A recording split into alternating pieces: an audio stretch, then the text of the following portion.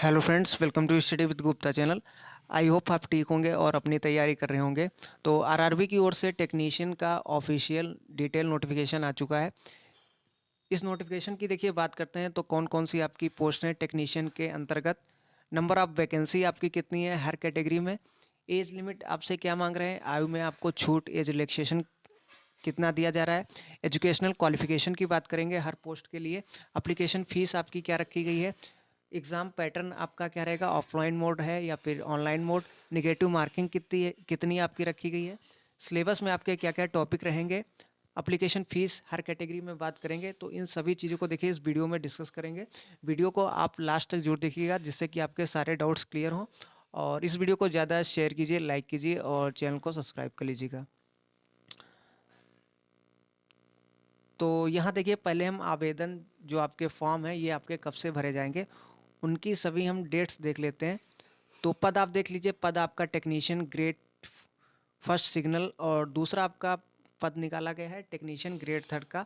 विभिन्न श्रेणियों में आपकी भर्ती है ये। तो आपके जो आवेदन है ये आपके फॉर्म जो शुरू हो जाएंगे 9 मार्च से आपके शुरू हो जाएंगे। उसके बाद शुल्क के भुगतान से जो आवेदन में जमा करने की जो अंतिम तिथि आपकी रखी गई है ये आपकी 8 अप्रैल है। 9 मार्च से 8 अप्रैल तक आपके फॉर्म चलेंगे। उसके बाद आवेदन में आपको कुछ करेक्शन अगर करना है तो उसके लिए भी आपको टाइम दिया जाएगा। 9 अप्रैल से 18 अप्रैल तक आप करेक्शन कर सकते हैं। और इसमें एक चीज़ आप ध्यान रखिएगा कि जब आप अपना क्रिएट एन अकाउंट फॉर्म में बनाएंगे तो उसमें जो आपने डिटेल भरी है या फिर जो आपने आरआरबी चुना है, जिस आरआरबी से आप फॉर्म भरना चाहते हैं, तो ये चीज़ दो दो चीज़ें आपकी मॉडिफाई नहीं होंगी, संशोधित नहीं होंगी। उसके अतिरिक्त जो आपने डिटेल भरी उसको आप संशोधित कर सकते हैं। तो ये सभी आपके डेट्स थी ऑनलाइन रजिस्ट्रेशन की। अब देखिए यहाँ टेक्नीशियन ग्रेड फर्स्ट सिग्नल की अगर बात करें तो इसमें जो आपका वेतन स्तर है 7th सीपीसी में लेवल 5 का आपका ये वेतन स्तर है। इसमें जो प्रारंभिक आपका वेतन है 29,200 का है। इसमें आपका मेडिकल भी होगा, तो मेडिकल स्टैंडर्ड में आपका B1 आगे डिस्कस करेंगे। और एज लिमिट की बात करें तो ये एज लिमिट आपकी 1 जुलाई 2024 को काउंट की जाएगी। एज लिमिट आपकी रखी गई है इस पोस्ट के लिए 18 से 36। अब देखिए अगर हम रिक्तियों की बात करें तो इस पद के लिए टोटल रिक्तियां आपकी 1092 ये रिक्तियां निकाली गई हैं। दूसरा आपका पद है टेक्नीशियन ग्रेड थर्ड का। इसमें आपका वेतन स्तर 2 का है। प्रारंभिक वेतन 19,200 और चिकित्सा मानक जो आपका मेडिकल स्टैंड है ये ए आगे हम डिस्कस करेंगे। एज लिमिट जो इस पोस्ट के लिए रखी गई है 18 से 33। इसमें आपकी रिक्तियां निकाली गई हैं 8,052। टोटल दोनों पदों को मिला दिया जाए तो 9,144 पद आपके हैं। अब यहाँ देखिए चिकित्सा मानक मेडिकल स्टैंडर्ड में आपको चीज़ें बताई गई हैं। तो चिकित्सा मानक जो आपका A3 है तो उसमें जो समान फिटनेस में एक बताया गया आपको शारीरिक रूप से हर तरह से फिट आप हों। और दृष्टि मानक आपका विज़न भी चेक किया जाएगा, तो इसमें दूरदृष्टि चश्मे के साथ या उसके बिना 6/9 ये आपका होना चाहिए। लेंस की शक्ति 2D से अधिक नहीं।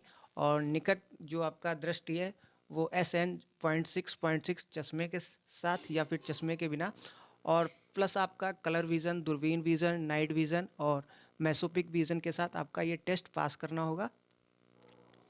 उसके बाद B1 अगर हम इसमें देखें B1 के लिए तो फिजिकल आप शारीरिक रूप से फिट हों। उसके बाद इसमें अगर हम बात करें दूरदृष्टि 6/9 चश्मे के साथ या फिर बिना चश्मे के। और लेंस की क्षमता 4D से अधिक नहीं। दूसरा आपका निकट दृष्टि SN.6.6 चश्मे के साथ या फिर बिना जब पढ़ना या फिर बंद काम करना आवश्यक हो। और इसमें भी आपका कलर विज़न, दूरबीन विज़न, नाइट विज़न, मेसोपिक विज़न ये आपको टेस्ट पास करना होगा। ऐसे ही देखिए आप B2 में भी आपको ये चीज़ें बताई गई हैं। तो ये आपका मेडिकल स्टैंडर्ड है।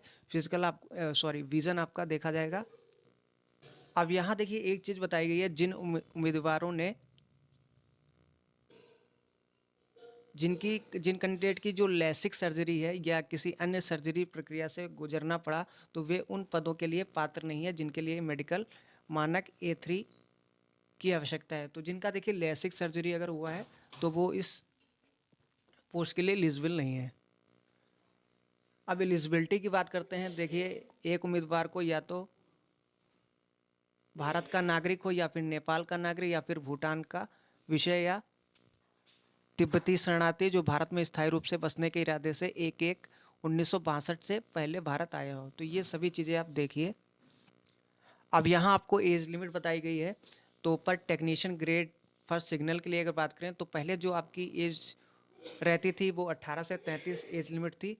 अब आपकी जो रिलैक्सेशन के बाद आपको जो छूट दी गई है 3 साल की, 18 से 36 अब आपकी हो गई है। टेक्नीशियन ग्रेड थर्ड की बात करें, पहले आपकी 18 से 30 थी, अब आपकी 18 से 33 कर दी गई है। तो इसके अलावा भी देखिए अदर कैटेगरी को छूट दी जा रही है, रिलैक्सेशन मिल रहा है। तो अगर हम बात करें टेक्नीशियन ग्रेड फर्स्ट सिग्नल के लिए, तो इसमें जो एज लिमिट आपकी रखी गई है 18 से 36, उसके अलावा भी अदर कैटेगरी को ये छूट दी जा रही है। तो अगर हम SC ST वालों को बात करें तो 5 साल की इनको छूट दी है, ये अपर एज लिमिट में है। OBC वालों को 3 साल की। ऐसे देखिए आप हर कैटेगरी में देख सकते हैं, जो एक्स सर्विसमैन वाले हैं और PWBD कैंडिडेट हैं, या फिर वे कैंडिडेट जो रेलवे में ग्रुप सी और पूर्व ग्रुप डी रेलवे में रहे हैं, तो उनको भी देखिए रिलैक्सेशन दिया जा रहा है। हर कैटेगरी में आप देख सकते हैं। अब देखिए अगर हम बात करें जो आपकी दूसरी पोस्ट है टेक्नीशियन ग्रेड थर्ड के लिए, तो इसके लिए जो आपकी एज लिमिट रखी गई है 18 से 33, उसके अलावा भी अदर कैटेगरी में ये छूट दी जा रही है। जो SC ST कैंडिडेट है उनको 5 साल की, OBC वालों को 3 साल की। बाकी अदर कैटेगरी में आप देख सकते हैं, एक्स सर्विसमैन आपके हो गए, PWBD कैंडिडेट हो गए, या जो पहले अब जो कैंडिडेट हैं जो रेलवे में ग्रुप सी और ग्रुप डी रेलवे में सेवा कर रहे हैं, तो उनके लिए भी छूट दी गई है। बाकी अदर कैटेगरी भी आपको बताई गई हैं, आप देख सकते हैं।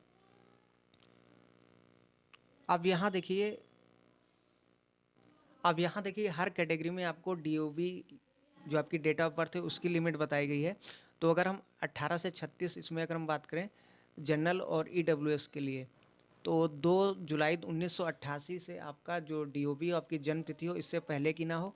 OBC वालों की बात करें तो 2 जुलाई 1985 से पहले की आपकी DOB ना हो, और SC ST वालों को 2 जुलाई 1983 से पहले इनका DOB या जन्म दिवस ना हो। उसके बाद जो आपकी सभी कैटेगरी के लिए जो बताई गई है 1 जुलाई 2006 के बाद आपका जन्म ना हुआ हो। उसके बाद अगर हम 18 से 33 बात करते हैं, तो इसके लिए भी आप देख सकते हैं 2 जुलाई 1991 से पहले आपकी DOB ना हो। जनरल और EWS के लिए 2 जुलाई 1988 ये OBC के लिए रखी गई है। 2 जुलाई 1986 SC ST वालों के लिए, इससे पहले की आपकी DOB ना हो। और सभी कैटेगरी के लिए 1 जुलाई 2006 के बाद आपका DOB ये ना हो। अब यहाँ देखिए आवेदन शुल्क आपको बताया गया है, एप्लीकेशन फ़ीस। तो सभी उम्मीदवारों के लिए जो ये आपकी कैटेगरी है इनको छोड़ दिया जाए। तो अगर आप जनरल कैटेगरी से बिलोंग करते हैं, OBC कैटेगरी से बिलोंग करते हैं, और तो उनके लिए जो एप्लीकेशन फ़ीस रखी गई है 500 रुपये एप्लीकेशन फ़ीस है। 500 रुपये में आपका 400 रुपये ये रिफ़ंड कर दिया जाएगा जब आप CBT जो आपका कंप्यूटर बेस्ड टेस्ट होगा उसमें आप उपस्थित होंगे। उसके बाद 250 रुपये रखे गया है उन कैटेगरी के लिए जो SC ST, एक्स सर्विसमैन, महिला, ट्रांसजेंडर या फिर अल्पसंख्यक या EBC जो इकोनॉमिक बैकवर्ड क्लासेस हैं उनसे संबंधित है, तो उनके लिए 250 रुपये है। और 250 रुपये ये आपका रिफ़ंड कर दिया जाएगा जब आप CBT में उपस्थित होंगे, एग्ज़ाम देंगे। तो ये चीज़ देखिए अलग अलग कैटेगरी में आपको एप्लीकेशन फ़ीस बताई गई है। अब यहाँ देखिए आपकी भर्ती प्रक्रिया बताई गई है, जो आपका सिलेक्शन प्रोसेस रहेगा, कौन कौन से आपके स्टेज इसमें रहेंगे। तो एक तो पहले आपका CBT जो आपका कंप्यूटर आधारित परीक्षण है, टेस्ट है, वो आपका किया जाएगा। उसके बाद आपका DV रहेगा। DV के बाद आपका मेडिकल होगा। तो ये आपकी 3 स्टेजें होंगी इस भर्ती के लिए। अब एग्ज़ाम पैटर्न आप देख लीजिए क्या आपका रहने वाला है। तो प्रत्येक वेतन स्तर के लिए आपका अलग CBT होगा। तो इसमें अगर हम देखिए बात करें वेतन स्तर जो आपका 5वां है पोस्ट आपकी, मतलब जो टेक्नीशियन ग्रेड फर्स्ट सिग्नल की आपकी जो पोस्ट है उसके लिए पैटर्न और पाठ्यक्रम सिलेबस देख लीजिए। तो टोटल 90 मिनट आपको दिए जाएंगे, 100 क्वेश्चन इसमें होंगे। नेगेटिव मार्किंग की बात करें तो 1/3 आपकी नेगेटिव मार्किंग है। और इसमें जो पात्रता के लिए जो न्यूनतम परसेंटेज आपको मार्क्स बताए गए हैं, तो जनरल और EWS के 40% होने चाहिए, OBC वालों को 30%, और अगर हम बात करें SC 30% उनके लिए रखे गए हैं, ST के लिए 25%। तो ये पात्रता के लिए न्यूनतम 5% आपको बताए गए हैं। अब यहाँ देखिए जो आपका टेक्नीशियन ग्रेड फर्स्ट सिग्नल के लिए जो आपका सीबीटी मोड होगा, उसमें आपका सिलेबस क्या रहने वाला है, तो इसको मैं थोड़ा मिनिमाइज़ कर देता हूँ। तो यहाँ आप देख सकते हैं, स्क्रीनशॉट ले लीजिएगा। तो एक तो आपका जनरल अवेयरनेस, सामान्य जागरूकता से टॉपिक वाइज आपको बताए गए हैं क्या क्या टॉपिक उसके बाद आपका रीजनिंग, सामान्य बुद्धि, तर्क टॉपिक आप देख लीजिए। फिर आपका कंप्यूटर रिलेटेड भी आएगा, मैथ में ये चीज़ें आपको बताई गई। फिर आपका बुनियादी विज्ञान एवं इंजीनियरिंग से आपके टॉपिक ये आपको बताए गए हैं। स्क्रीनशॉट लेना चाहें स्क्रीनशॉट ले सकते हैं।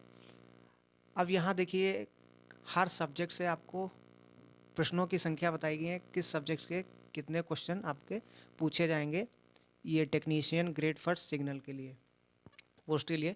तो अगर हम बात करें सामान्य जागरूकता, जो आपका जनरल स्टडी है, तो उसमें आपसे 10 क्वेश्चन पूछे जाएंगे और ये 10 नंबर के ही होंगे। रीजनिंग की बात करें तो रीजनिंग से 15 क्वेश्चन होंगे, 15 नंबर के। उसके बाद कंप्यूटर से आपसे जो क्वेश्चन होंगे 20 क्वेश्चन, 20 नंबर के। फिर आपका जो मैथ रहने वाला है, अंकशास्त्र, 20 क्वेश्चन आपसे पूछे जाएंगे 20 नंबर के। बुनियादी विज्ञान एवं इंजीनियरिंग, इससे आपके 35 क्वेश्चन रहेंगे 35 नंबर के। तो इस पोस्ट के लिए आपका टेक्नीशियन ग्रेड फर्स्ट सिग्नल के जो आपका सीबीटी रहेगा, ये आपका 100 टोटल क्वेश्चन रहेंगे इसमें, और 100 नंबर का ये पेपर आपका होगा। और इसमें जो निगेटिव मार्किंग आपकी 1/3 की तो है। टाइम आपको 90 मिनट का दिया जाएगा, और जो PWBD कैंडिडेट है उनको 30 मिनट एक्स्ट्रा दिया जाएगा। अब यहाँ जो आपकी दूसरी पोस्ट है टेक्नीशियन थर्ड की वेतन स्तर, तो इसका आप सिलेबस और पैटर्न देख लीजिए। तो इसमें भी आपका 90 मिनट रहेगा, टाइम 100 क्वेश्चन होंगे, निगेटिव मार्किंग 1/3 की होगी। इसमें अगर हम सिलेबस की बात करें, सिलेबस आप देख सकते हैं। मैथ आपका रहेगा, मैथ में आपको टॉपिक बताए गए हैं, क्या क्या टॉपिक आपसे पूछे जाएंगे, स्क्रीनशॉट ले सकते हैं आप। फिर आपका रीजनिंग में टॉपिक वाइज बताए गए हैं। फिर आपका बुनियादी विज्ञान एवं इंजीनियरिंग से टॉपिक आपको बताए गए। फिर आपका जनरल स्टडी, और ये आपका एग्ज़ाम पैटर्न है टेक्नीशियन ग्रेड थर्ड के लिए। तो इसमें आपका अंकशास्त्र मैथ 25 क्वेश्चन, रीजनिंग 25 क्वेश्चन, सामान्य विज्ञान 40 क्वेश्चन, सामान्य जागरूकता 10 क्वेश्चन, टोटल 100 क्वेश्चन पूछे जाएंगे और 100 नंबर के आपका ये पेपर होगा टेक्नीशियन थर्ड पोस्ट के लिए।